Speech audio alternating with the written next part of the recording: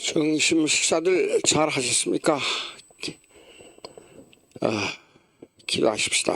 하나님 아버지 감사합니다. 우리에게 먹을 걸 주시고 잠자리 주시고 편안하게 거하게 하시는 이는 주님이시니 주님의 은혜를 감사합니다.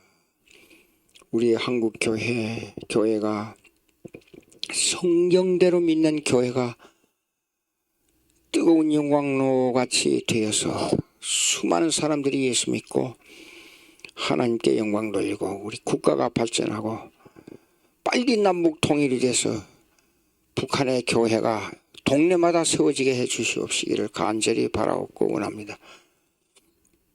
마음을 다하고 뜻을 다하여 주님을 섬기는 국가가 될 수 있도록 축복해 주시옵소서. 예수님의 이름으로 기도합니다. 아멘.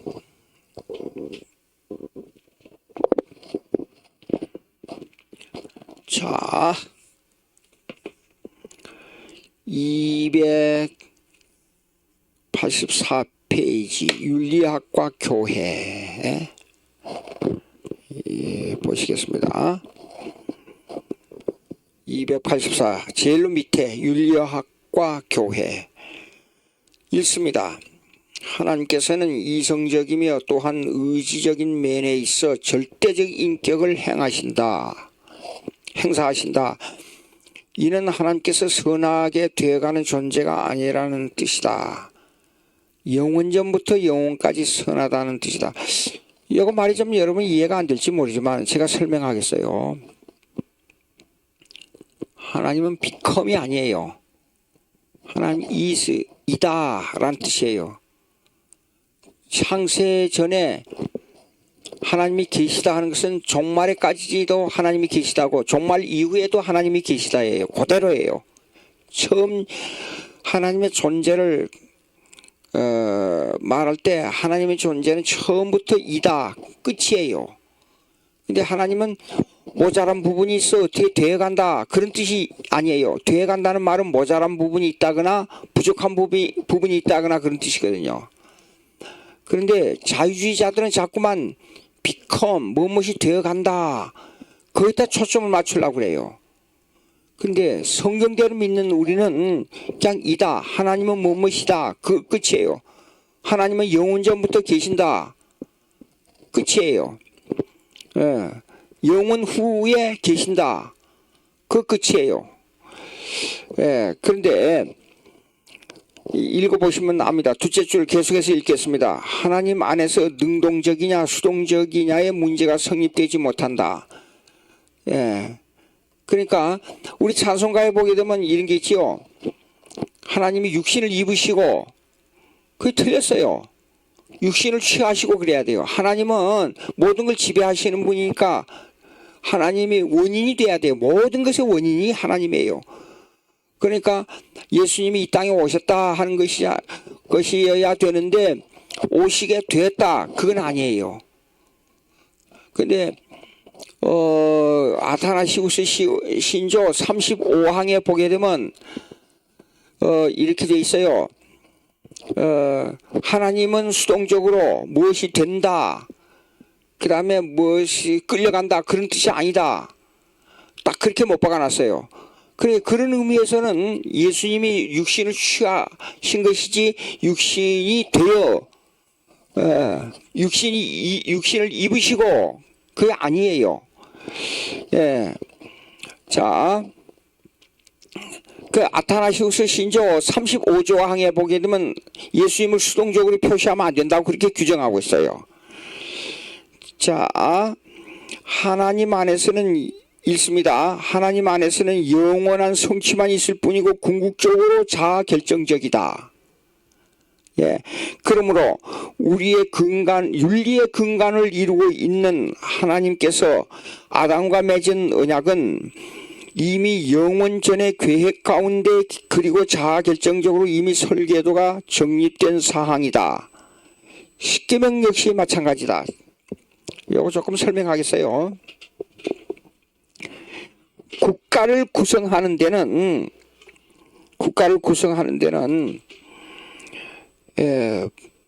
법을 어떻게 정하느냐가 그 나라 법을 정하는 것이 국가의 구성 요소에 아주 중요한 위치를 차지해요. 그러면 성경에는 시편 19편 한번 보시겠습니다. 시편 19편. 시편 19편.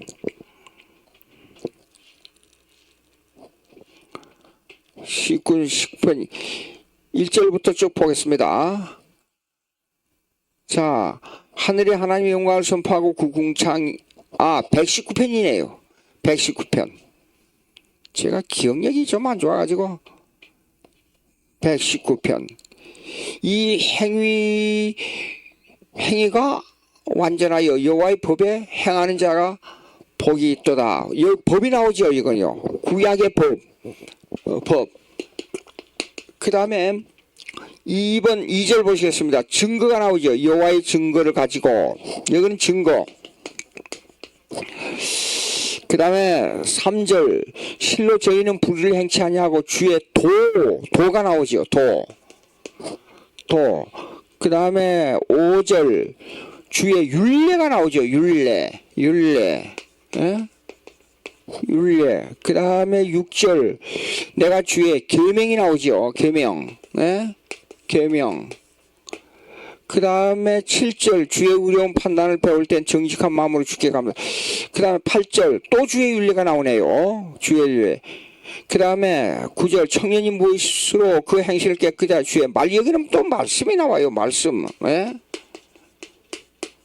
10절 또 한번 보세요. 진심으로 주를 찾았으니 여기도 말씀이 나오고 주의 말씀에 내 마음을.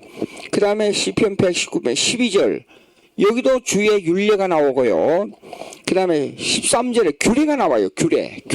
예? 또 나오는가 봅시다. 14절 모든 재물을 즐거워함이 주의. 이건 증거가 나왔고 그 다음에 15절 법도가 나와요. 여기 또 법도. 법도가 나와요. 법도 주의 16절 주의 율례가 나오고 구대사 여기도 또 말씀이 나오고 그 다음에 18절 주의 법이 나오지요. 그 다음에 19절 계명. 그 다음에 20절 규례. 그 다음에 약간 이 정도로 하면 되겠어요. 자, 그러면 이렇게 하나, 둘, 셋, 넷, 다섯, 여섯, 일곱, 여덟 이렇게 나와 있어요. 근데 이게 구약에 나오는 법을 줄이는 데 있어서요. 이건 교회와 국가의 관계에서 나오는 내용을 설명하기 위해서 그렇습니다. 이것이 구약을 법에 대한 관한 문제를 전부 줄이자면 첫째 세 가지밖에 없어요. 1. 계명이에요. 계명. 계명. 그럼 두 번째 요거는 스태튜스니까 규례라고 번역하는 게 좋아요. 규례. 그 다음에 세 번째가 율례예요. 율례. 근데 우리 히브리어하고 한국말하고 이렇게 비교해 보니까 이 혼돈돼서 이 두 가지를 혼돈돼서 번역한 것을 제가 봤어요.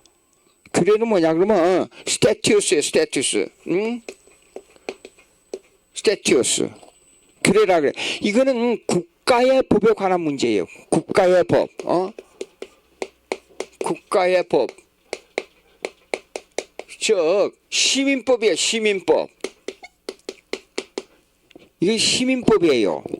근데 이 말은 무슨 말이냐면 구약에 성전에서 제사 드리는 성도들이 국가가 시행하는 그 법을 사회에 나가서 어떻게 지키느냐 그걸 보고 규례라 그런단 말이에요.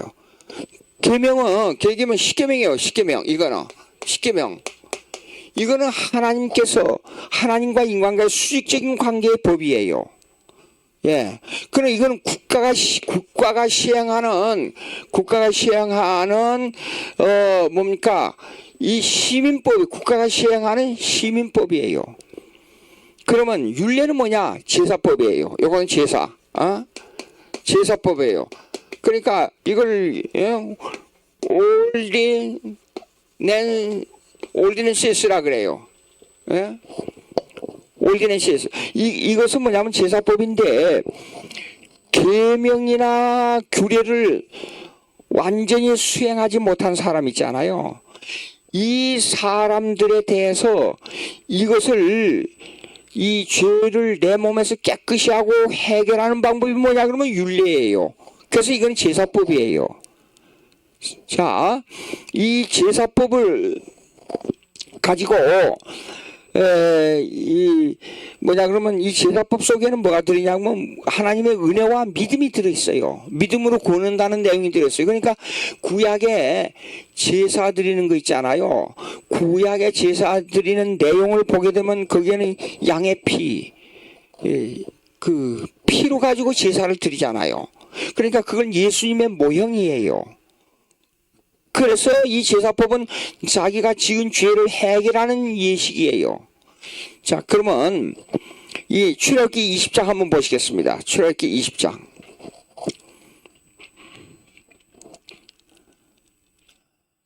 자, 하나님이 이 모든 말씀을 일러 가라사대 나는 너를 애굽 땅 종되었던 집에서 인도하여 낸 너희 하나님 여호와로다. 자, 하나님 여호와에 먼저 하나님께서 단독적으로 행하신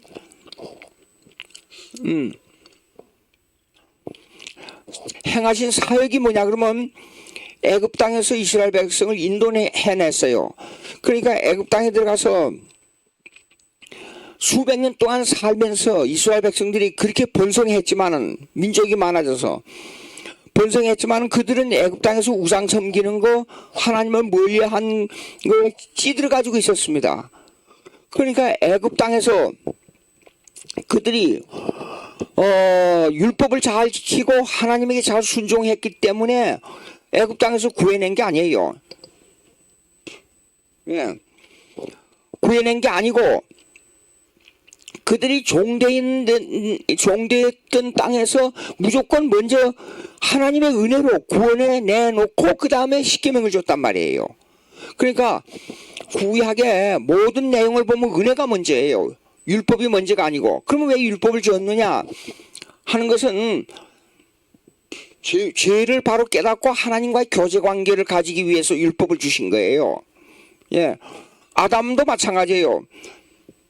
동산에서 일하지 않고 먹고 마시게 하고 만물을 다스리게 하는 능력을 주어놓고 그 다음에 선악과를 마지막 따먹지 말라 그러지 않아요. 선악과를 먼저 주고 잘 지켜서 그 만물을 다스리고 이름짓게 하고 하나님과 교제하고 일하지 않고 먹을 수 있는 은혜를 주신 게 아니단 말이에요.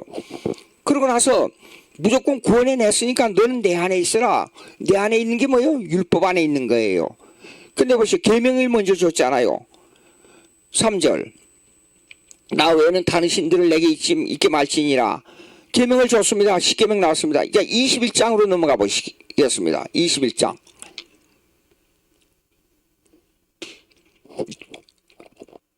예. 21장 1절을 보니까 내가 백성 앞에 세울 율례는 이라니라. 이게 사실은 규례입니다. 율례가 아니라 이 번역이요. 문제가 있어요. 이 규례는 뭐냐면 시민법이에요. 국가의 법이에요.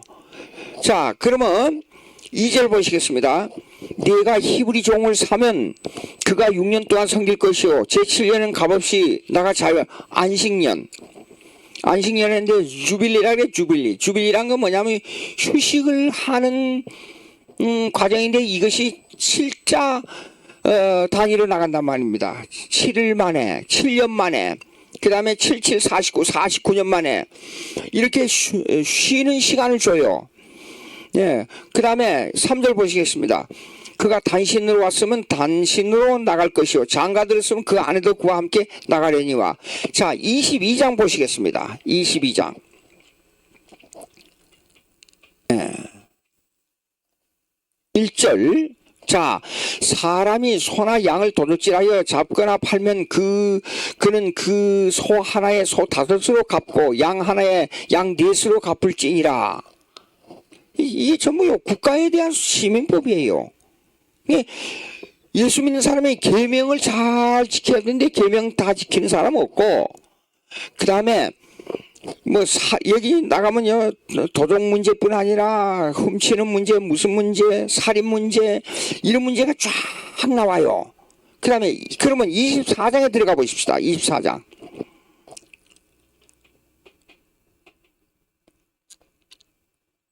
자, 근데요 꼭 법을 주실 때, 하나님이 법을 주실 때 바뀔 때마다 하나님이 가라사대 또 그렇게 나옵니다. 아까 21장에도 그렇게 나왔잖아요. 규례. 그 다음에 있습니다.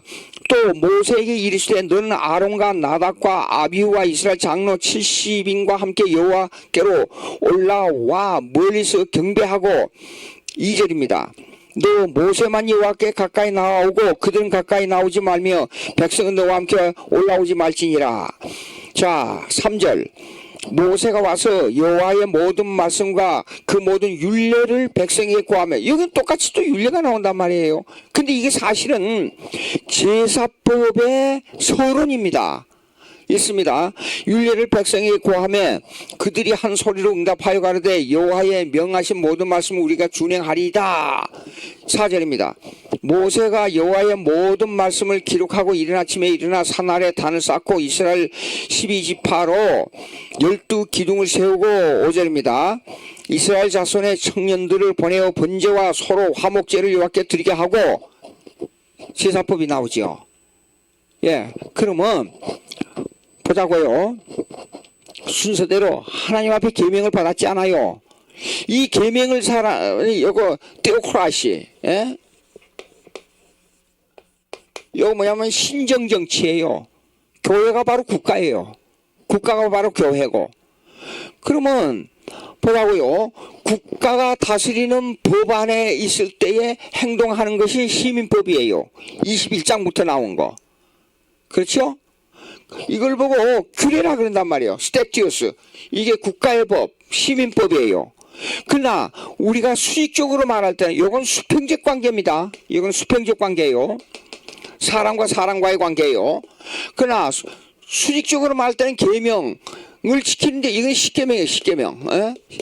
그렇죠? 십계명.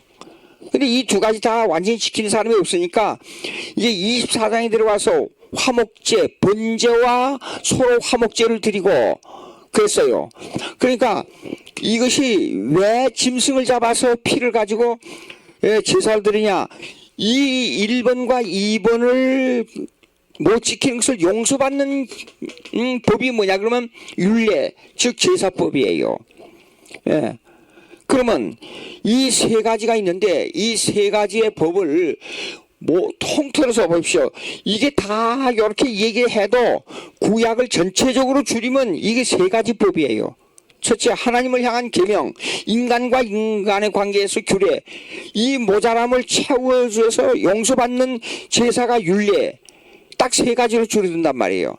그러면 규례, 국가에 대한 법은 시민법으로 해당되니까 사람과의 관계 법이에요.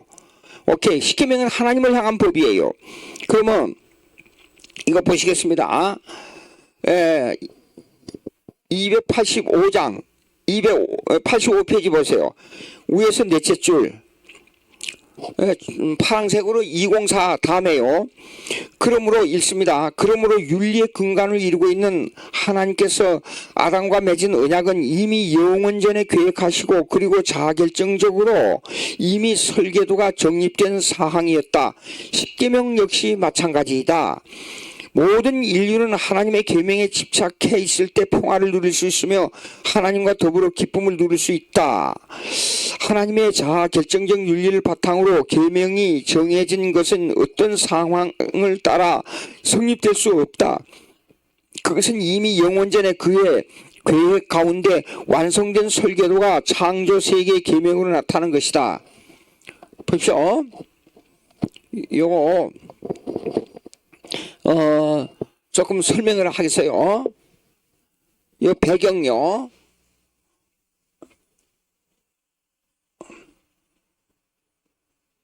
아담하고 언약을 맺은 것은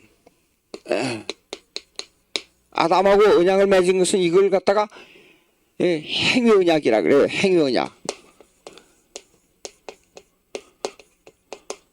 왜 언약이라는 건 말로 약속했다 그 말이에요. 그 말은 하나님께서 명령한 것이기 때문에 하나님이 말씀으로 우리에게 명령한 약속, 그런 뜻이에요. 근데 왜 행위언약이라 그러냐 그러면 이 행위언약의 내용이 이렇습니다. 내용은 지키면 살고 어기면 지키면 살고 어기면 죽는다는 것이 아담의 언약이에요. 왜 언약 하나님이 일방적으로 말씀으로 약속해버렸다. 그 왜 그러냐 그러면 예를 들자면 이렇게 이 얘기를 하면 조금 이해가 쉬워요. 젊은이들이 가서 성경을 강의하고 나서 젊은이들이 질문하면 꼭 그런 얘기를 하더라고요. 왜 하나님께서 일방적입니까? 사람의 동의를 구하지 않고 일방적입니까? 그 다음 두 번째, 그렇다면 왜 아담하고 이 선악과를 만들었습니까? 선악과를 안 만들면 죄를 범하지 않았는데 왜 만들었습니까? 이런 무식한 질문을 한단 말이에요. 이건 보통 참 답답한 일이 아니에요. 한 예를 들겠습니다. 어떤 사람이 결혼해가지고 한 10년 동안 아기를 낳지 못하다가 아기를 낳았어요. 아들을 하나 낳은 너무 좋아서 아들하고 계약을 하자 그랬어요. 그 아들이 이제 아무것도 몰라요.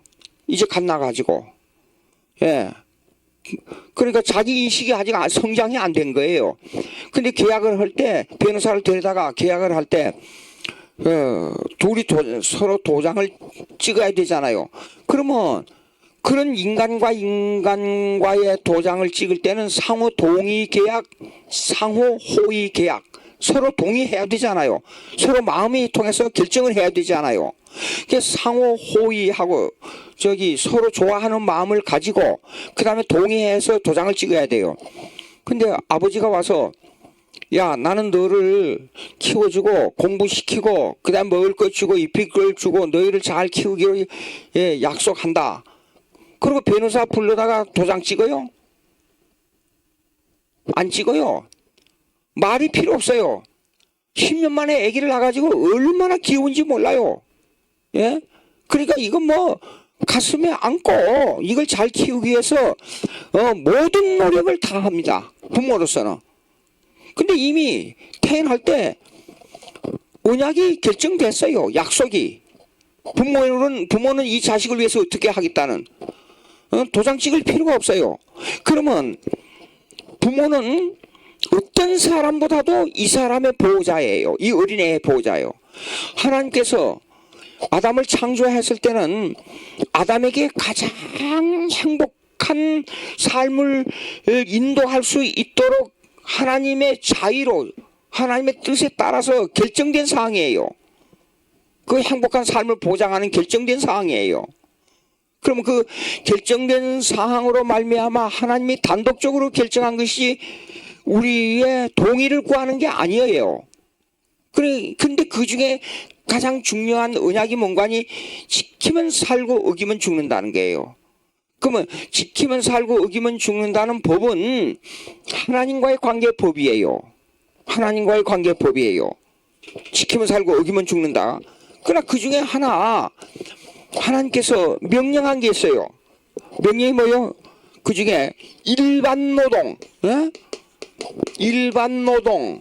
이거는 문화명령이에요. 문화명령. 예? 이 동산을 지키고 다스리라 그랬어요. 근데 동산을 마음대로 지키고 다스릴 수 있도록 만물을 지키는 능력을 줬어요. 만물을 다스리는 능력을 줬어요. 그렇기 때문에 만물을 따라서 이름을 짓도록 만들었어요. 하나님께서 엄청난 능력을 준 겁니다. 일반 노동.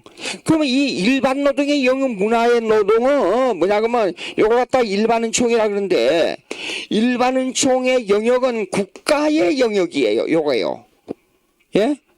국가의 영역이에요. 그것을 먼저 할 수 있는 능력을 인간에게 주고 하나님과 교제할 수 있고 일하지 않고 먹을 수 있는 은혜를 우리에게 엄청난 은혜를 주신 거예요. 그 다음에 하나만 하지 말라요. 하나만 하지 말라는 것이 여기에 동반해서 나타나는 것이 종교노동이에요. 종교노동. 종교노동. 종교노동은 당시에 타락하기 전이기 때문에 노동이 필요 없고 어떤 노동이냐면 지키는 노동이에요. 예, 아무것도 할 것 없어요. 그냥 내버려둬요. 지키고 있으면 돼요. 근데 이 엄청난 복을 깨트려버리고 예, 보암짓도 하고 먹음짓도 한 이 선악과를 보내버린 거예요. 예? 이 선악과를 보내버린 이걸로 말미암아 타락해서 에덴 동산에서 쫓겨나고 그 뒤로부터는 땀을 흘려야 살 수 있도록 이 일반 노동에서 노동 현장이 투쟁의 장소로 변해버린 거예요. 그러니까 여러분들 밖에 나가서 일할 때 얼마나 인간관계고 재정 문제로 말미암아 엄청난 투쟁을 하고 있습니까? 그렇지 않아요? 조금이라도 더 벌어야 되고 남보다도 더 일을 해가지고 자기 유익이 더 많아야 되고 한마디로 이 투쟁의 장소로 변해버린 거예요.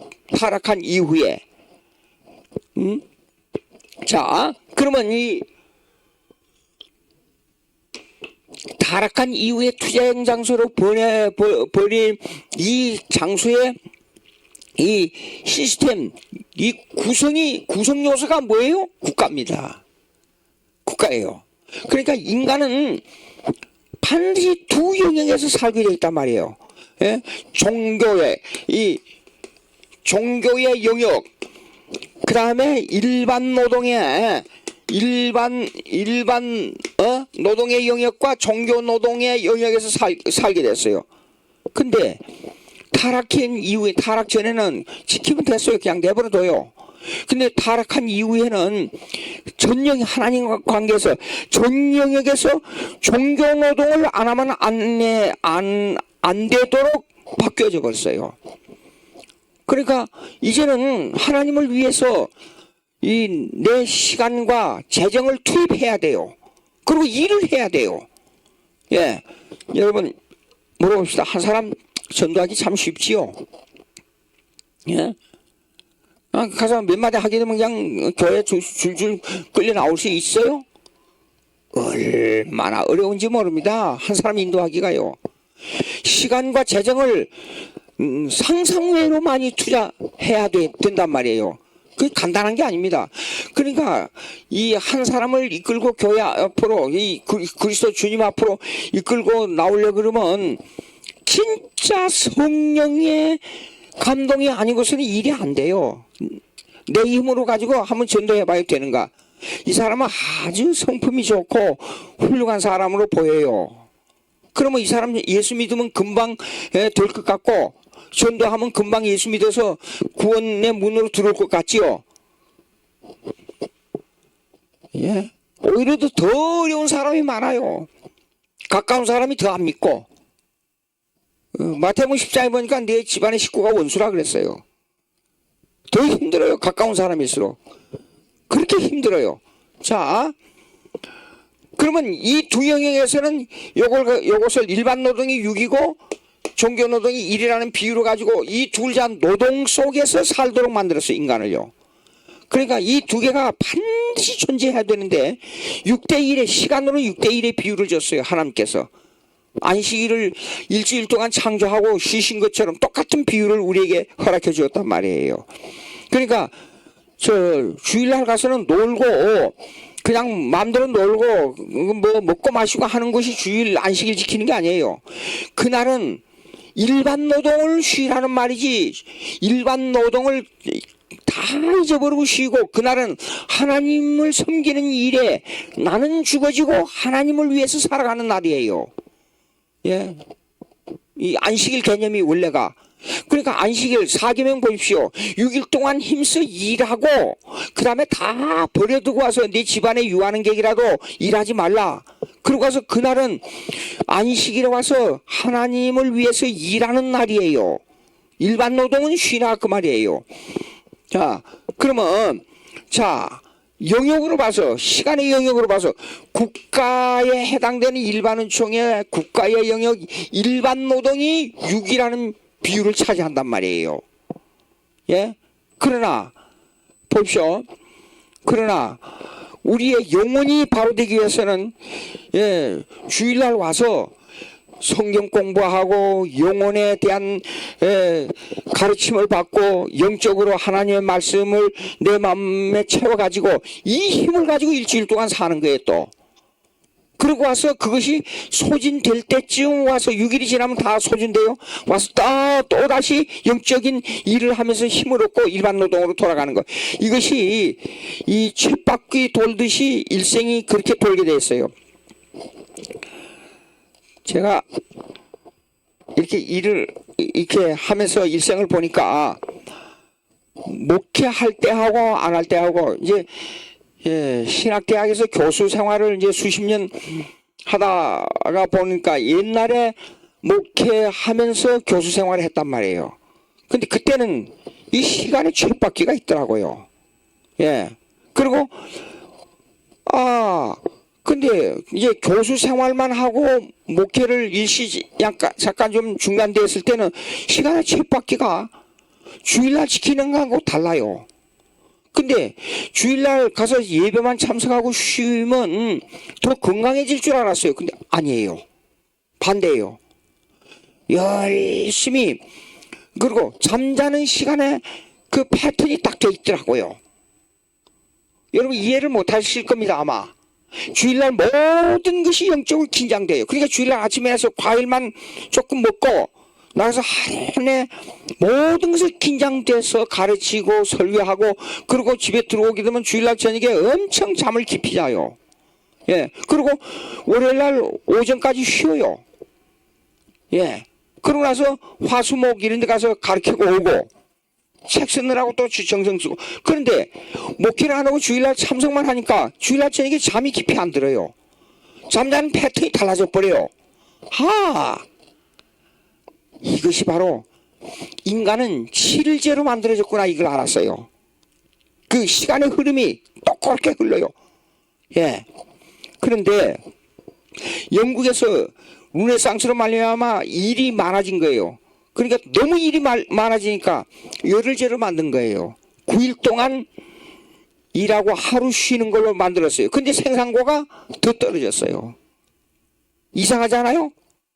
인간은 7일제로 만들어졌어요. 그러니까 6일 동안 열심히 일하고 주일날 영적 충전을 해가지고 이 힘으로 일주일 동안 또 하나님을 잘 섬기면서 노동 속에서 살면서, 만약에 제가 미국에서 유학생활을 할 때에 밤은 새벽 1시까지 청소 일을 하러 다녔어요. 그러니까 처음에는 유학생활 할 때는 식당에 가서 접시 닦는 설거지 하는 일, 쉽게 말해서 설거지 일하고 아니면 밤에 가서 청소하는 일, 그 일밖에 없어요. 그러니까 그거 하면서요.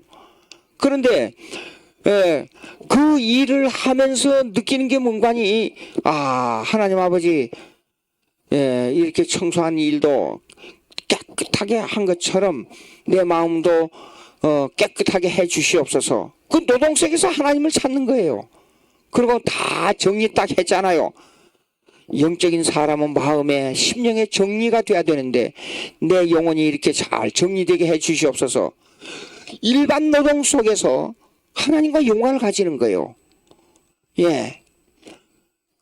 그렇게 그 인생의 삶이, 하나님을, 모든 삶이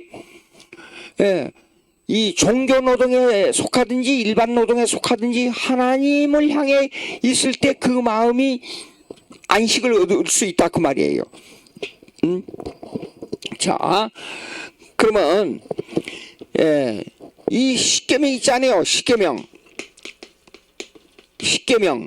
그 다음에 여기 아담의 이 맺은 행위 언약 속에 이 내용, 이 모든 언약의 내용이 뭘 포함하고 있냐 그러면 출애굽기 20장 이후를 포함하고 있어요. 무슨 말이냐 그러면 여기 십계명은 아담이 하나님하고 맺은 행위 언약의 재선포예요. 구체화된 재선포예요. 구체적으로 나타난 재선포예요. 그러면 여기 뭡니까? 그 일반 운총의 일반 노동과 특별운총의 종교노동은 어떻게 구분하느냐 이렇게 말할 거 아니에요? 그러면 출애굽기 21장에 시민법 나오잖아요. 시민법. 이거는 아담이 맺은 일반 운총의 국가에 관계된 일반 운총의 저기 뭡니까? 문화명령의 일반 노동이에요. 이거는 동산을 다스리라 하는 것은 지키고 다스리라. 이건 일반 노동에 속해요. 그러나 지키면 살고 어기면 죽는다는 것은 종교 노동이에요. 예, 벌써 이 말은 무슨 말이냐 그러면 창세 되었을 때에 처음에 만들어질 때 아담이 하나님으로부터 받은 두 가지의 명령이 있는데 하나는 종교 명령, 하나는 문화 명령이에요. 그러면 국가관으로 봐서는 안식일 주일날 와서 하나님을 잘 섬기고 6일 동안은 국가의 영역 속에 일반인층의 영역 속에 들어가서 노동을 열심히 하라 그 말이단 말이에요. 근데 이것이 십계명에 다 나와 있어요. 안식일 개념 보십시오.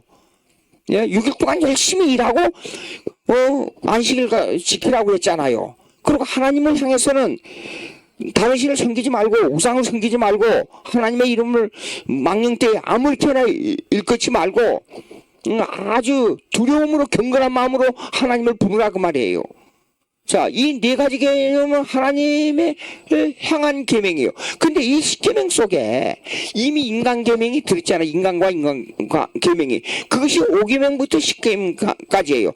그러면 이 5계명부터 10계명까지를 구체화해서 법을 명령하고 있는 것이 뭐냐 그러면 시민법이에요. 시민법. 부모를 공경하라. 도둑질하지 말라. 살인하지 말라. 간음하지 말라. 이웃을 해하려고 거짓증가하지 전부 그거에 해당되지 않아요. 이렇게 이 모든 이 법은 모든 법 아까 이야기한 대로 모든 법은 그 이전에 뭘 전제하고 있냐 그러면 도덕을 전제하고 있어요. 남 걸 훔치지 않아야 되니까. 예? 도덕은 실천에 대한 문제예요. 근데 이 도덕은 어디에다 기초를 윤리에다 기초를 두고 있단 말이에요. 그럼 계명으로 볼 때 윤리를 규정해 보자고요. 윤리, 예? 윤리 규정이 뭐냐? 계명을 가지고 윤리 규정을 뭐냐? 요거 윤리 규정은 하나님과의 관계 먼저, 그 다음에 인간과의 관계예요. 예, 그 윤리 규정은 뭐냐? 1계명부터 4계명은 하나님을 섬기되 마음을 다하고 뜻을 다하고, 마음을 다하고 뜻을 다하고 목숨을 다하여 하나님을 사랑하라. 이게 윤리적 계명이에요. 윤리적 문제예요. 그 다음에 인간관계에서는요, 네 이웃을 내 몸과 같이 사랑하라. 그것이 인간관계에서 윤리적 계명이에요. 자, 참 성경은 분석하면 분석할수록 깊은 내용이 들어있단 말이에요. 자, 그러면 뭐냐면 이 도덕률, 십계명에 대한 도덕률의 윤리적 규정이 뭐냐? 하나님을 목숨을 다해 하나님을 사랑하고 내 몸과 같이 이웃을 사랑하라. 이게 윤리적 규정이단 말이에요. 그러나 구체적인 실천으로 들어가긴 뭐요? 다른 신을 섬기지 말라. 우상 섬기지 말라. 하나님의 이름을 망긋되지 일컫지 말라. 안식일을 거룩하게 지키라. 이게 도덕론이란 말이에요. 행위를 요구하니까. 이렇게 돼 있단 말이에요. 자, 그러면 모든 성경의 법을 딱 말하자면 구약부터 신약까지 말하자면 이렇게 돼 있어요. 계명, 그 다음에 시민법은 5계명부터 6계명까지, 5계명부터 10계명까지가 시민법으로 전환된 거예요. 그 다음에 제사법은 하나님과의 관계에서 은혜로 구원한다는 뜻이에요. 믿음으로 구원한다는 뜻이에요. 자, 이렇게 됐습니다. 이 법에 대한 내용을 조금 설명해야 되겠어요. 암말해도. 이것은 상당히 성경적으로 은혜가 되니까 여러분들 구약은 율법이요 신약은 복음이다 이런 말 들은 적이 있을 겁니다. 근데 그게 아니에요. 구약과 신약은 똑같이 은혜법이에요. 요한일서 1장 7절. 요한일서 1장 7절.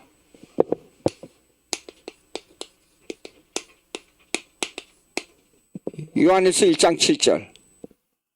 자, 저가 빛 가운데 계신 것 같이 우리도 빛 가운데 행하면 우리가 서로 사귐이 있고 그가 달 예수 요한일서 2장 7절 미안합니다. 2장 7절 2장 7절 2장 7절. 자, 사랑하는 자들아, 내가 새 계명을 너희에게 쓰는 것이 아니라 너희가 처음부터 가진 옛 계명이니 이 계명은 너희의 들은 바 말씀이거니와. 다시 8절. 다시 내가 너희에게 새 계명을 쓰노니 저희에게와 너희에게도 참된 것이라. 이는 어둠이 지나가고 참 빛이 벌써 비침이라. 7절부터 8절 보세요. 옛 계명이 새 계명이고 새 계명이 옛 계명이라고 그랬어요. 그럼 물어봅시다. 구약에 예수님께서 마태복음 18장을 보게 되면 뭐가 나오냐 그러면 이렇게 나와요. 젊은 청년이 와서 예수님에게 대화를 했어요. 예, 그 대화를 하는데 이 청년이 뭐냐면 가로되 자 19절 봐야 돼. 19절. 예, 네 부모를 공경하라 네 이웃을 명같이 사랑하신 것이니라. 그리고 그 청년이 가로되 이 모든 것을 내가 다 지켰나이다. 지켰사오니 아직도 무시고. 이거는 왜 그러냐면 왜 이렇게 청년이 말한 줄 알아요? 이 청년 유대주의예요. 유대인들은 구약 성경 구약 여러분 유대주의가 율법주의라 말하는데 그게 아니에요. 유대주의 율법하고 구약에 말씀하고 있는 율법하고 틀려요. 제가 히브리 성경인데 히브리 성경은 오늘날 우리가 가지고 있는 성경대로의 히브리 성경하고 유대인들이 사용하고 있는 토라를 중심으로 한 이 성경하고 틀려요. 예, 그러니까 유대주의를 율법주의라 그러면 안 됩니다. 유대주의는 자기 민족을 지킨 민족주의적 개념의 율법을 가지고 있단 말이에요. 그러니까 유대주의적 개념에서 볼 때는 이 청년이 다 지켰어요, 법을. 근데 예수님이 볼 때는 아니에요.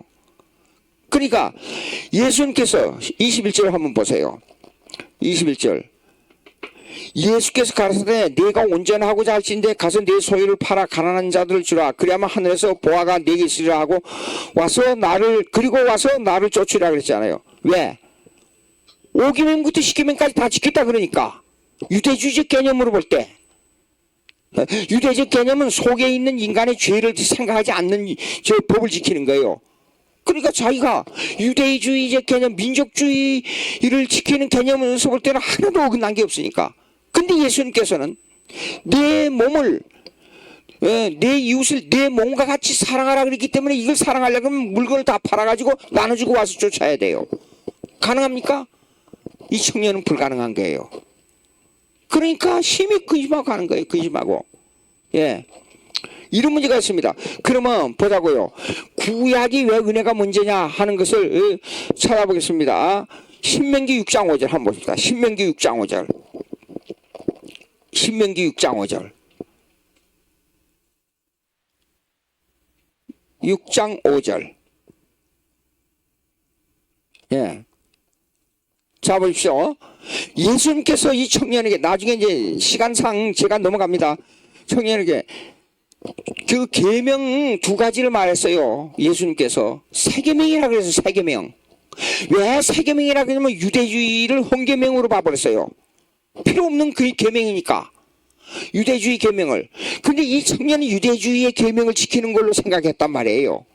근데 예수님께서는 새 계명은 뭐냐 그러면 유대주의 계명하고 틀려. 근데 내 새 계명을 주는 것이 뭐냐? 내 마음을 다하고 뜻을 다하고 목숨을 다하여 하나님을 섬기라는 것이 새 계명이고 내 이웃을 내 몸과 같이 사랑하라는 것이 새 계명이에요. 근데 그러니까 아까 자 요한일서 2장 7절에 뭐라고 나왔어요? 옛 계명인데 새 계명이고 새 계명이 옛 계명이라 그랬잖아요. 예? 그러면 구약도 새 계명이고 구약도 옛 계명이고 신약도 옛 계명이고 또 신약도 새 계명이에요. 둘 다 옛 계명이고 새 계명이에요. 그러면 보시겠습니다. 내 몸 새 계명, 예수님께서 말씀한 새 계명이라는 뜻은 유대주의 계명은 헌 계명이니까 그건 진짜가 아니야. 내가 새로 주는 거야. 그것은 성경 옛 계명이 새 계명이고 새 계명이 옛 계명은 하나님을 사랑하고 이웃을 사랑하는 계명을 내게 주는 거야. 자, 근데 아까 신명기 6장 5절을 보니까 다시 신명기 6장 5절로 들어가 봅시다.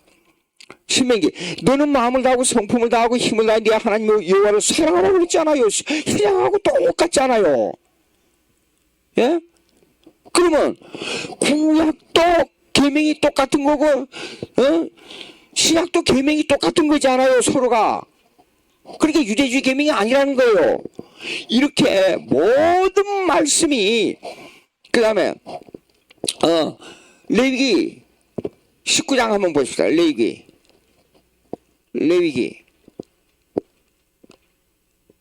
19장 19절 한번 보세요. 예. 가만히 17절. 예. 자, 너는 네 형제를 마음으로 미워하지 말며 이웃을 인하여 죄를 당치 않도록 그를 반드시 책선하라. 자, 18절, 원수를 갚지 말며 동포를 원망하지 말며 이웃 사랑하기를 내 몸같이 하라. 신약하고 똑같잖아요. 예? 그러니까 내 이웃을 내 몸같이 사랑하고 하나님을 사랑하는데 마음과 정성을 다하여 하나님을 사랑하고 신약하고 똑같아요. 근데 우리가 이렇게 오해해서는 안 됩니다. 첫째, 유대주의는 율법주의가 아니고 유대주의 율법이에요. 구약의 율법을 그 사람들이 배제합니다. 구약의 율법은 누구를 예언하고 있어요? 신명기, 창세기, 출애굽기, 레위기, 민수기, 신명기. 예수님을 예언하고 있잖아요. 그러니까 원수를 갚지 말며 동포를 원망하지 말며 이웃사랑을 내 몸같이 하라는 거, 저기 뭡니까? 십계명, 5계명부터 10계명까지 똑같은 거잖아요. 예. 그런데 우리가 알아야 될 게 있어요. 근데 잘못 알고 있는 게 뭔지 압니까? 이렇게 성경이 분명히 명시하고 있는데도 구약은 율법이요 신약은 복음이라 틀렸어요. 예. 그리고 유대주의는 율법주의라 틀렸어요. 그러니까 우리가 성경을 전체적으로 쫙 보게 되면 이제 같은 맥락으로 흐르고 있는데 그 중에 하나 교회와 국가론이에요. 교회와 국가론. 그러니까 언젠가 제가 설명했잖아요. 이거요. 그러니까 옛날에 세상은 죄악이니까 기독교인들이 나가서 정치하지 말란 말이 얼마나 성경적으로 틀렸느냐 이게요. 예? 이거 이런 잘못된 사상으로 취해져 가지고 여기에 말려 들어 가지고 다니면서 이 얘기를 해도 선입관념이 딱 박혀 있으니까 빨리 안 변해요. 기독교인들이 기독교 입장에서 우리의 기독교 입장에서 국가를 건설해야 된다는 이 절대 사명을 가지고 이 한국을 기독교화 시키는 이런 기독교 정당으로 말미암아서 기독교 입국론으로 말미암아서 기독교인들이 철저하게 정치에 참여해야 된단 말이에요. 기독교 입국론의 사상을 가지고. 예? 계명 하나만 봐도 그렇잖아요. 그러니까 자 10계명을 분리해도 보자고요. 하나님을 향해서는 1계명부터 4계명이에요. 그러나 이웃을 향해서는 5계명부터 10계명까지요. 그럼 5계명부터 10계명까지를 행하는 데서는 거기에 역할을 하는 그 기동력이 어디서 나오느냐? 국가에서 나온단 말이에요. 그러니까 국가에 기독교인들이 국가에 적극적으로 참여해야 된단 말이에요. 예? 참 그렇습니다. 자, 그러면 이제 우리가 여기에서 이제 이 정도만 하고 또 그에 대한 내용들이 많아요. 그 여기서 하고 넘어가 봅시다. 286페이지 보시겠습니다.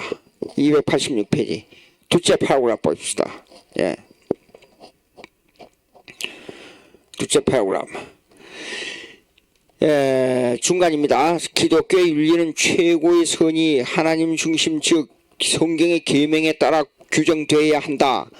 그 윤리는 사람 중심의 최고의 선이 아니고 하나님 중심의 최고의 선이 되어야 한다. 이는 기독교 윤리에 있어 행위사역적 전제주의가 하나님 중심 되어야 한다는 말이다. 지난번에 제가 아무래도 이게 좀 어려운 것 같아서 지난번에 살짝 건드리고 넘어갔는데 다시 설명하겠어요. 쉽게 하여간 설명하려고 이걸 집에 가서 많이 연구를 했어요. 최고의 선은 라틴어로 수문 보눔이라 그래요. 근데 이 최고의 선이 이 지구상에 존재하느냐는 문제가 나와요. 근데 아주 유명한 18세기에서 19세기로 넘어오는 근대 철학자 중에 최고봉이라고 말하는 임마누엘 칸트라는 사람이 있어요. 예, 임마누엘 칸트. 예? 칸트라는 철학자는 그걸 실천 이성 비판이라는 책을 냈어요. 실천 이성 비판. 무슨 말이냐면 그 내용은 이래요. 예. 이 세상에 어떤 경우도 이 지구상에는 선이 없다는 겁니다. 예. 예. 이 지구상에 선이 없다는 말인데 이 선이 없다는 말은 뭐냐면 실천 이성 비판. 그러니까 practical reason, critical of practical reason.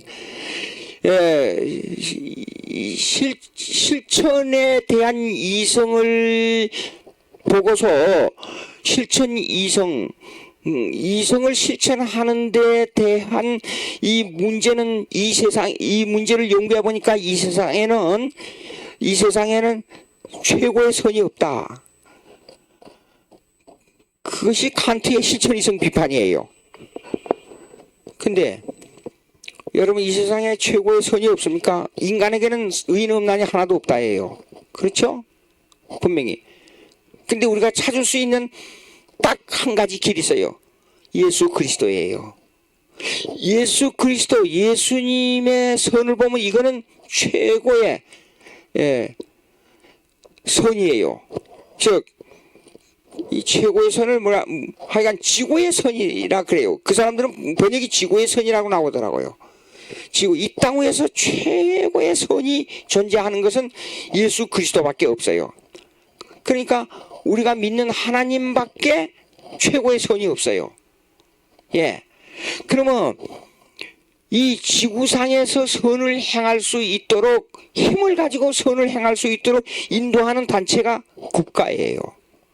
국가. 그러면 이 국가를 가지고 이 국가가 많은 사람들을 최고의 선으로 이끌 수 있느냐? 그거는 불가능해요. 즉 5,200만 우리 한국 남한의 민족들을 5,200만 다 만족하게 할 수 있는 그런 국가가 존재할 수 있느냐? 그거는 불가능해요. 그러면 뭐냐? 국가는 이래요. 국가는 이 땅 위에서 좀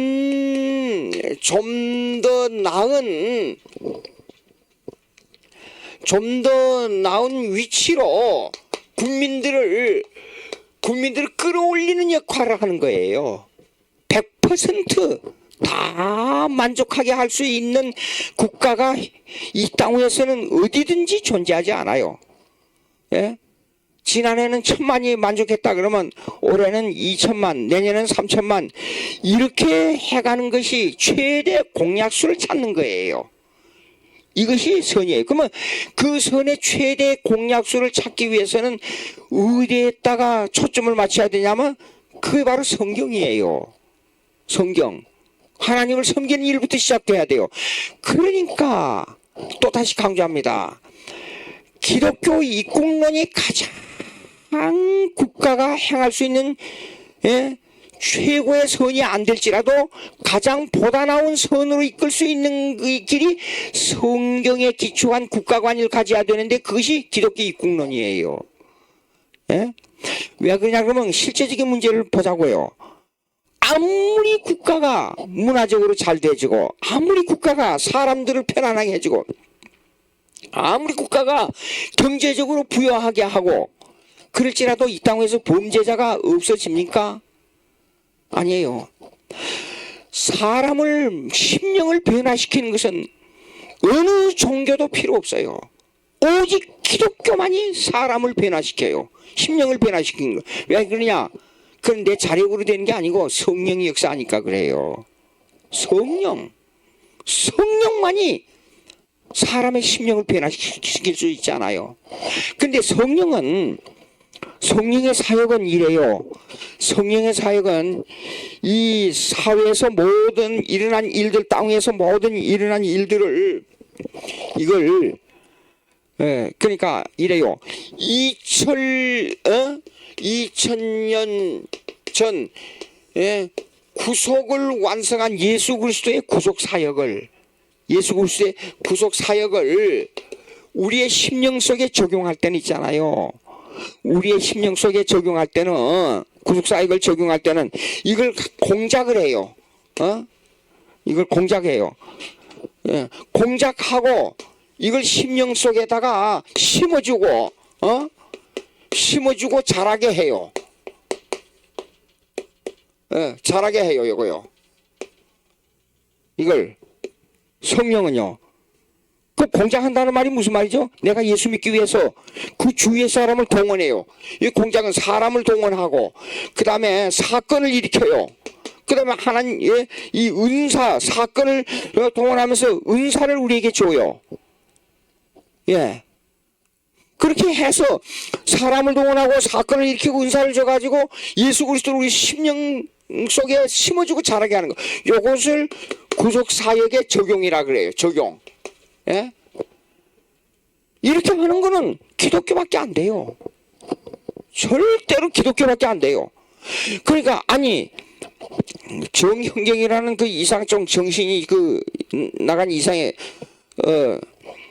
호주 어디에서 WCC 운동할 때 그 여자가 가서 그랬다 그래요. 관세음보살 나무아비 탑을 아멘. 정신이 나가도 어느 정도 나가야지. 관세음보살 나무아비 탑을이 사람을 변화시키면 심령을 변화시켜요. 예? 강도가 예수 믿고 그 유명한 그 조폭 두목이 누구더라? 김모시라는 사람이에요. 목사가 됐다 그러잖아요. 그거 어떻게 가능해요? 불교 가능합니까? 유교 가능합니까? 되지도 않는 얘기예요. 자, 그러니까 이 지구의 선에 대해서 이렇게 조금 설명을 했습니다. 그러면 이것이 이제 교회와 국가에서 어떻게 이걸 다루냐 하는 문제가 나와요. 절대로 국가는 이 세상 지구의 선을 인식조차 못하고 그걸 적용할 수 있는 것이 전혀 불가능해요. 그러니까 국가를 잘 되게 하려면 기독교를 어떤 의미에서 기독교를 응용해야 돼요. 국가는. 그러니까 그걸 응용하기 위해서는 기독교인들이 정치로 들어가야 된단 말이에요. 그럼 국가가 발전되지 않아요. 사람이 변하니까. 이런 공식이 성립된단 말입니다. 그러면 이것이 구약의 신정정치를 통하는 국가관이 우리에게 그 모형을 그대로 보여줬어요. 예? 보자고요. 법은 뭡니까? 하나님 명령을 갖다가 전해주는 거예요. 그래서 왕들이 선지자의 말을 들어야 돼요. 선지자의 말을. 예? 왕들이. 하나님으로부터 나온 법이니까. 그러면 왕들이 이 신앙을 가져야 돼요. 왕들이. 신앙에 의해서 기초해서 국가를 다스려야 돼요. 그러니까 오늘날로 말하자면 이 정치가들이 쉽게 말해서 예수 믿는 신자가 거기에서 신앙대로 국가를 다스려야 돼요. 예. 그리고 여기 이 재판하는 사람들, 재판관들 책망 많이 했잖아요. 하나님께서. 이 사람들이 공의로 이걸 다스려야 돼요. 재판관들이요. 예.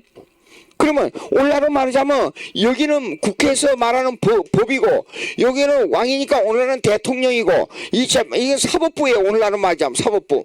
이것이 하나님 중심이 돼야 돼요. 국가가. 그럼 하나님 중심이 되려면 어떻게 돼야지요? 예? 하나님 중심이 되려면 여기에 들어가는 사람들이 기독교인들이 돼야 된다 그 말이. 그러니까 기독교인들이 하나님 중심으로 철저하게 국가에 뭐냐 그러면 기독교인들이 하나님 중심으로 국가에 충성된 종이 돼서 기독교 이국론을 만들어야 된다 그 말이에요. 이것만 알면 사실 이거 공부 다 끝난 겁니다. 근데 가는 데마다 말해도 기독교인들이 정치에 참여해서 이렇게 말해도 옛날에 강렬한 이원론, 두얼리즘, 이 개념이 딱 머릿속에 들어가지고 안 들어가요. 특별히 목사님들이.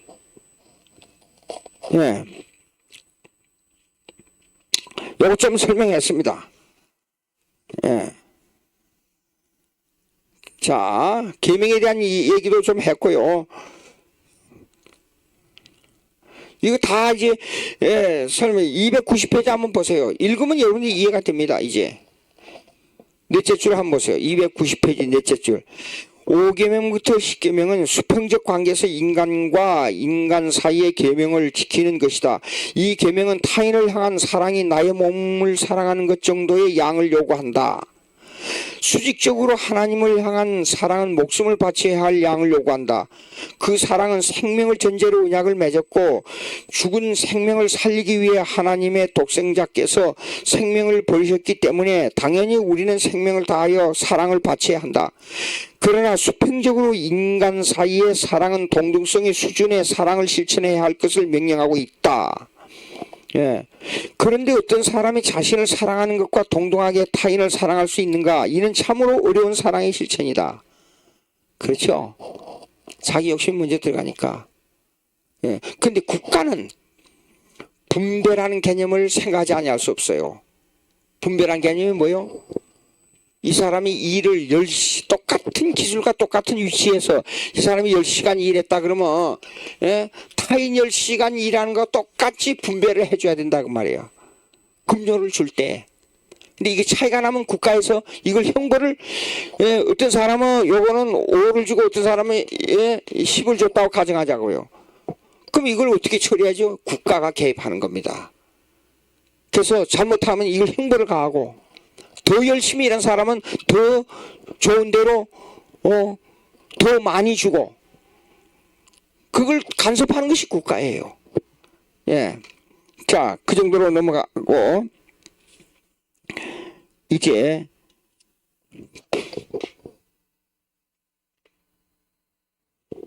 (293페이지) 보십시다. 293페이지. 정치윤리. 윤리란 뭐라 그랬죠? 도덕을 규정하는 원리라 그랬지요. 윤리란 것은. 근데 어떤 윤리도 기독교 윤리를 따라올 수가 없어요. 기독교 윤리만큼 더 좋은 윤리는 없습니다. 그러면 정치윤리 보시겠습니다. 읽어보겠습니다. 교회사적으로 정치윤리를 규명하기 위해서는 교회와 국가 사이에 어떤 관계를 형성해 왔느냐에 초점을 맞추어야 할 것이다. 서로가 적대관계에 있었냐 또는 호의관계에 있었냐가 정치윤리를 규정하는 잣대가 될 것이다. 또한 거기에는 문화, 교육, 인종 그리고 정치 제도 등이 포함되어 정의를 내리는데 좌우를 결정하게 될 것이다. 서구에 속한 국가들은 정치윤리를 규정하는 데 있어 주로 로마 캐톨릭과 어떤 관계를 형성했느냐에 따라서 결정되었다. 여러분 이렇게 생각하기 쉬울 겁니다. 종교개혁 이전에는 로마 캐톨릭의 지배 아래에 있었으니까 로마 캐톨릭의 정치윤리가 있었고 그 이후에는 개신교의 정치윤리가 있었다 그러지만 그게 아니에요. 사실상 18세기까지 로마 캐톨릭의 윤리가 적용되어 있었어요. 어떤 의미에서 18세기 이후에 미국이 1776년에 독립을 했으니까 근데 독립하고 하고 나서도 미국이란 나라가 이 뉴 프론티어 정책, 이 국경을 넓히지 않은 정책으로 말미암아 18세기, 19세기까지도 미국은 개발도상에 있었던 나라였어요. 청교도들이 와서 국가를 세워가는 입장에 있었기 때문에. 근데 여러분 유럽을 방문하신 분이 있을 거예요. 여러분 유럽을 방문하신 분들 보십시오. 가서 건물을 보게 되면 지금도 로마 카톨릭의 영향력이 있다는 것을 알 수 있고 딱 느낌이 오잖아요. 그 다음에 그들의 생활상은 개신교인들하고 로마 카톨릭 교인들하고 확실히 구분돼요. 1천년 이상을 그때로 봐서는 세계였으니까, 예수님 당시에는 전 세계 인구가 2억밖에 안 됐으니까, 그렇게 많은 역사를 지배해왔기 때문에 로마 카톨릭이라는 전통적 관념에서 아직 못 벗어나고 있는 나라들이 수두룩하잖아요. 가보면 알아요, 여러분. 느낌이 딱 와요. 그리고 개신교도들은 미국에서 생활하는 개신교도들 와서 생활하는 거 보면 알아요. 남보다도 항상 일찍 와요. 남보다도 늦게 가고, 또 직장 생활하는 거 보면 남보다도 더 열심히 일해요. 그리고 찬송 부르고 생활 속에서요. 그리고 항상 기도하고 인간관계에 친절하고 남을 도와주려고 그러고. 근데 한국 교인들은 어떤 사람은 예수 잘 믿는데 자기를 나타내지 않고 나중에 어떻게 보다 보면 그 사람이 예수 믿는 사람을 알게 되고 이런 경우가 많아요.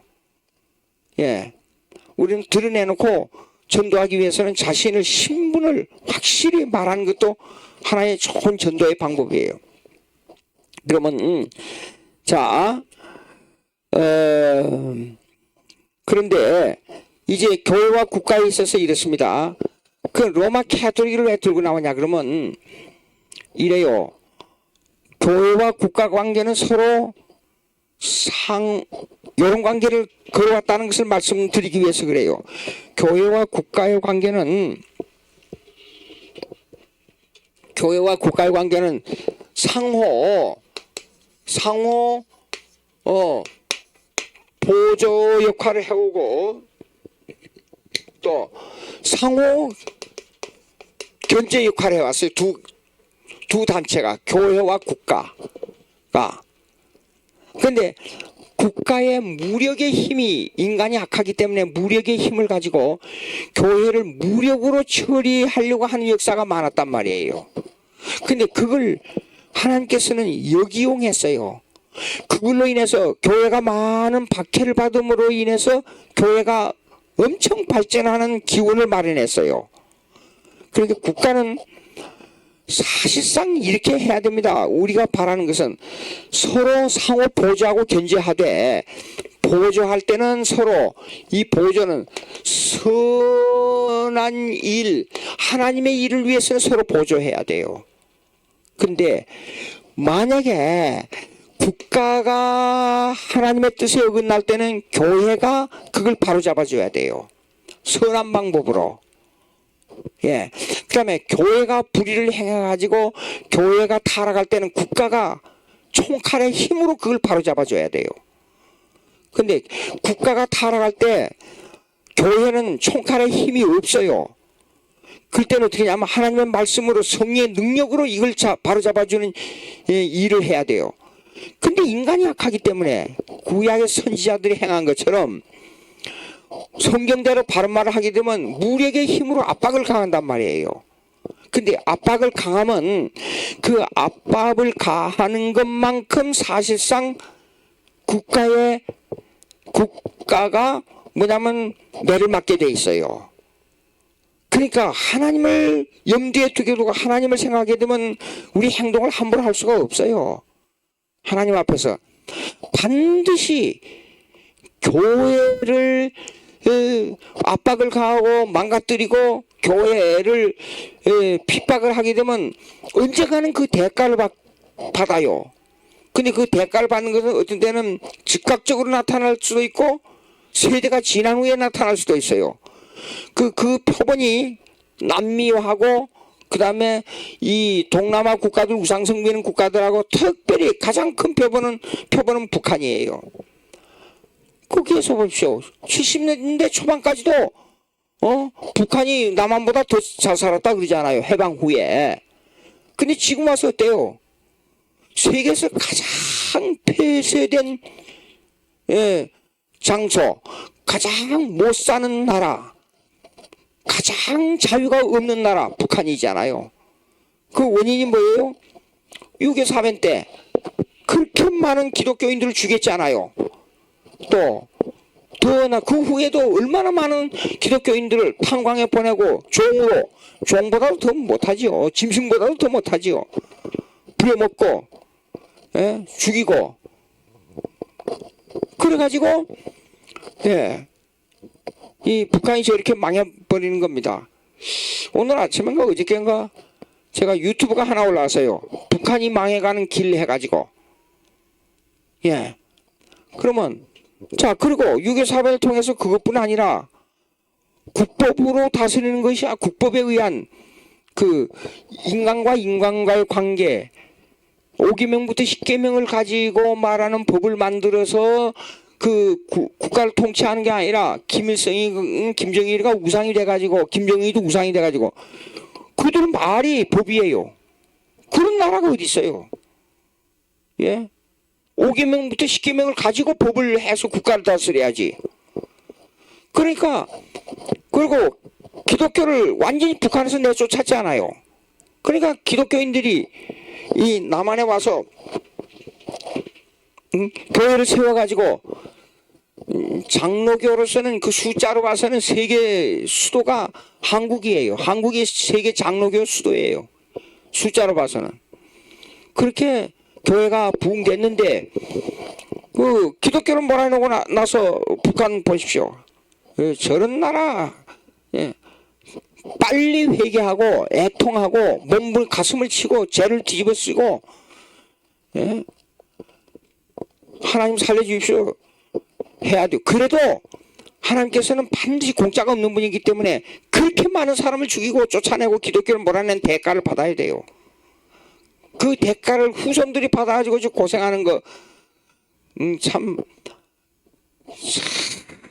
한국 사람으로 태어나가지고 남한에 태어나는 것이 얼마나 감사한지 모르. 만약에 북한에서 태어났다 그러면 어떡하겠어요? 예.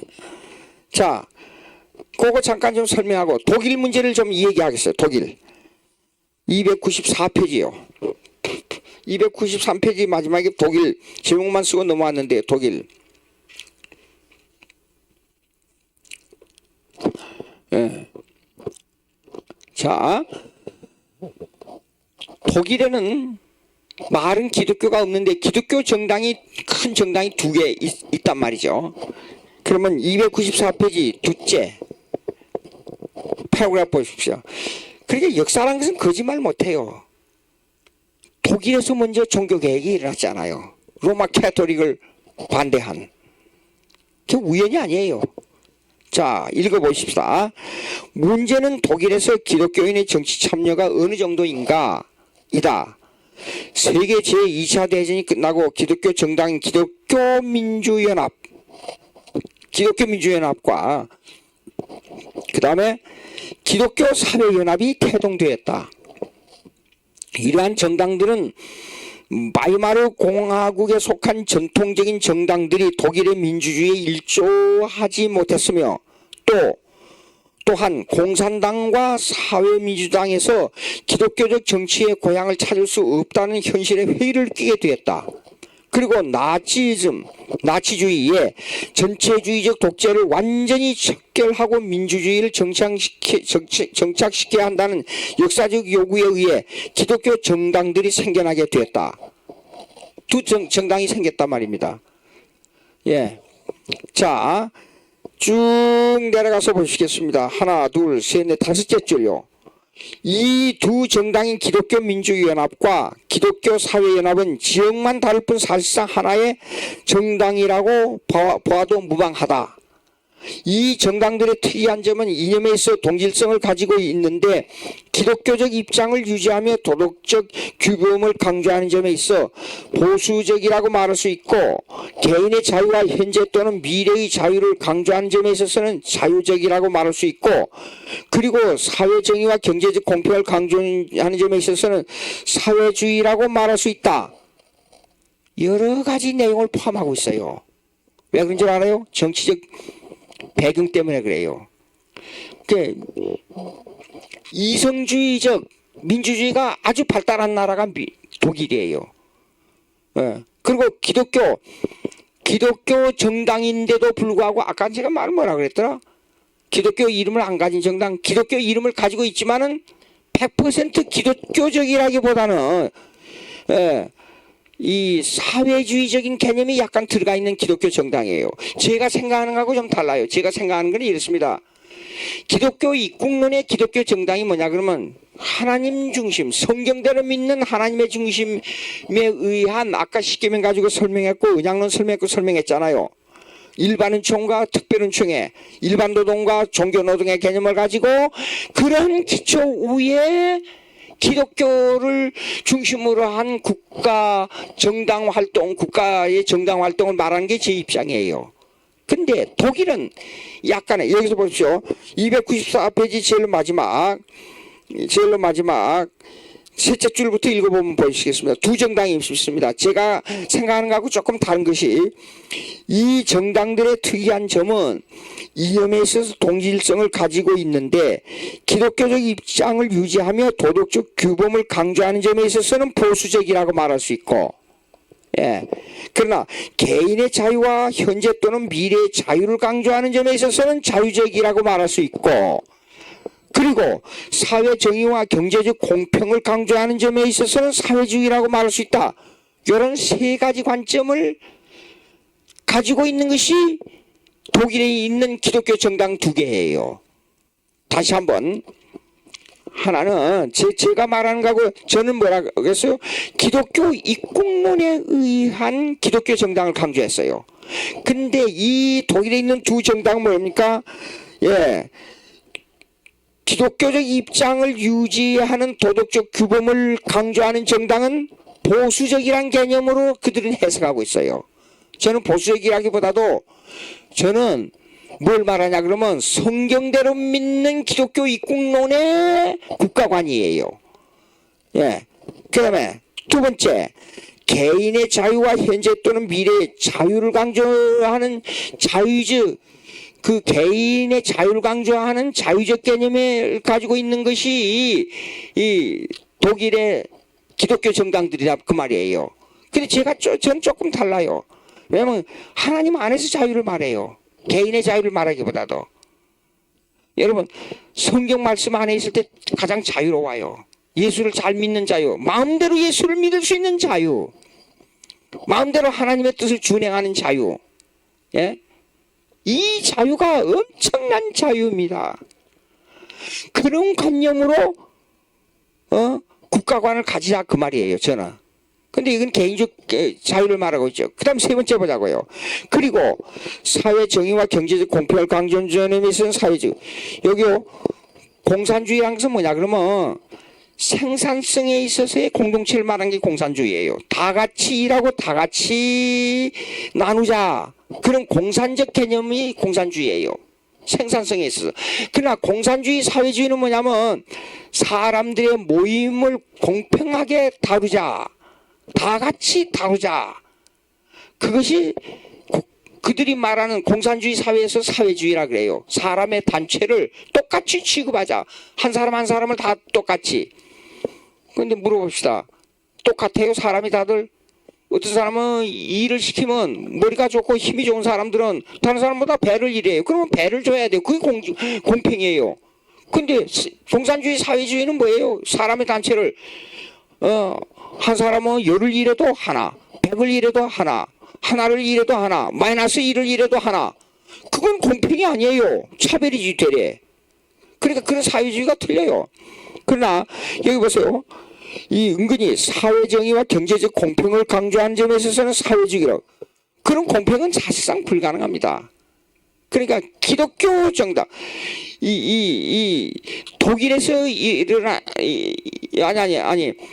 저기 뭡니까, 이 독일에서 기독교 정당을 말하는 이것은 참 이상적인 면에서는 좋아요. 이상적인 면에서. 그런데 실제로 이 세상이 안 그래요. 똑같은 일을 시키는데 어떤 사람은 머리가 좋아서 잘하는 사람이 있고 어떤 사람은 그거 못 따라하는 사람이 있고, 그 이상한 게 있어요. 학생들을 가르치면 이래요. 논문을 가르칠 때 제가 이거는 분명히 이해될 줄 알고 이 얘기를 잔뜩 했는데 가서 몇 페이지 써오라 그래요. 써오는데 보니까 그렇게 일일이 써가면서 제목도 이렇게 해라 뭣도 해라 참 써가면서 하는데 써온 거 보면 엉뚱한 걸 써가지고 와요. 그 참 왜 그런지 모르겠어요. 그 사람이 머리로 사용하는 이해각도가 그렇게 차이가 나는가. 제가 미국에서 강의할 때 서울대학 졸업생이 하나 왔어요. 대학원에서. 근데 페이퍼 쓰는 걸 쫙 해가지고 이렇게 다 해가지고 써오라 그랬어요. 근데 서울대 학생이 써가지고 왔는데 페이퍼는 뭐 여기저기서 많이 이용해서 엄청 써가지고 왔어요. 근데 양식이 다 틀려요. 그게 틀려서 점수를 못 주겠다 그러니까 막 화를 내는 거예요. 내가 서울대학 졸업생인데 그러면서. 그러니까 거기에서 훈련된 공부의 방법을 자기의 선입관념을 버리지 못하고 미국식의 논문 쓰는 방법을 인식이 안 되는 거예요. 인간이란 건 아하 제가 그래서 큰 걸 느꼈어요. 인간의 머리는 선입관념이 들어가 버리면 이 변화된다는 것이 그렇게 힘들구나. 그걸 알았어요. 그래서 교회와 국가론에 대해서요 제가 강조하는 거 있잖아요. 예, 강조하는 거. 이 강조하는 게 뭐예요? 예. 기독교인이 적극적으로 정치에 참여하고 우리는 어떤 일을 했나 기독교 입국론이 어떻게 된다는 것을 그렇게 반복적으로 계속 해도 빨리 변화가 안 돼 이상해. 세상은 악한 거야. 그러나 물과 먹을 것과 잠자리와 우리의 생활을 제공해 주는 것이 국가예요. 얼마나 거룩해요. 예? 누가 거리에 나가서 나 배가 고프니까 만 원만 주십시오. 전철 타고 가서 만 원 주는 사람 몇 사람 있어요? 어느 날 하루는 이게 그 차간에서 전철간에서 목발을 하고 다니는 사람이 뭘 달라 그래서 조그만 물건을 팔더라고요. 그 껌을 이렇게 자일레톨 껌을 하나 달라 그래서 주더라고요. 뒤져보니까 1,000원짜리가 없어요. 그래서 5,000원짜리 줬어요. 이게. 그걸 들고 참 절 쳐다보는 거예요. 고개를 숙이면서. 그거 왜 그러냐 그랬더니 착간에 다니면서 5,000원 받은 사람 자기 생전 처음이라는 거예요. 그렇게 해서 한다고 가져가라고. 아하. 그렇게 돈 문제는 민감한 겁니다, 인간이. 그렇지 않아요? 예. 인간이 그렇게 자기 걸 내준다는 게 그렇게 쉬운 게 아니에요. 그러면 이 사회적 공평이 있느냐 그 말이에요. 불가능하지 않아요. 그런데도 보십시오. 국가가 잘 살게 되면 국가가 먹을 것, 입을 것, 잠자리, 생활 다 제공해 주잖아요. 일만 하면 되니까. 얼마나 감사해요. 그러니까 칼빈이 이랬어요. 국가가 시행하는 법은 하나님을 섬기는 경건하고 일맥상통한다 그랬어요. 이거 근원이 하나님으로부터 왔다니까 국가에 대한 존경심이 생긴다 그 말이에요. 참, 예. 그러니까 우리가 경건한 기독교인들이 정치에 적극 참여해야 나라가 잘 되고 교회를 보호할 수 있잖아요. 이런 무식한 것들, 무식한 것들은 뭐예요? 70몇 명이 교회 없애는 법안을 냈다 그러잖아요. 이런 무식한 것들이 이 한국에 국회의원들이 존재했다는 것은 나는 이건 보통 문제가 아닙니다. 예? 아찔해요. 신경이 곤두서지 않아요? 만약에 이게 우리를 형벌주기 위해서 북한에서 이것 때문에 대가로 하나님께서 북한의 김정은이의 마음을 동원시켜가지고 괜히 쓸데없이 자기 과시하려고 남한의 저쪽에 서울에다가 서울 중심지에다가 포를 좀 쏴라 그렇게 가지고 포가 떨어졌다고 가정해봐요. 근데 사람들이 그런 일이 생기면 이거는 하나님으로부터 우리가 매맞았으니까 우리가 회개해야 된다고 그런 말부터 먼저 나옵니까? 쉽지 않아요. 그러니까 이거 난 아찔해요. 왜 아찔해요? 하나님께서 혹시라도 매를 때리면 어떡하냐. 무슨 말인 줄 아세요? 6.25 사변이 터지고 밀려서 여러분 역사 읽어보세요. 밀려서 내려가다 대구에 와서 더 밀려 또 내려가야 돼요. 그러니까 그 자리에서 대구에 모였을 때에 목사님들이 전부 와서 엄청 회개했어요. 왜 회개한 줄 알아요? 우리가 그동안에 집안 싸움을 너무 많이 했다. 형제를 용서하지 못했다. 그러면서 얼마나 회개한지를 몰라요. 죽을 고비가 닥치니까 그래요. 인간은. 네? 생각을 해보십시오. 철저하게 기독교 중심의 이국론, 기독교 중심의 국가가 돼야 됩니다. 앞으로 우리가 투표할 때, 앞으로 국가의 정치에 참여할 때 잘 생각해야 됩니다. 내 개인의 주머니만 생각하고 투표하지 말고.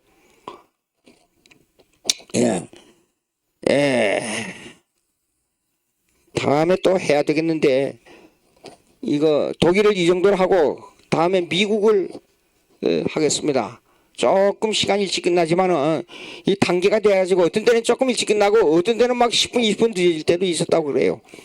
그러니까 그렇게 알고 어떤 때는 한 번 막 20분이 늦어진 적이 있어요. 기도하고 오늘 강의 마치도록 하겠습니다.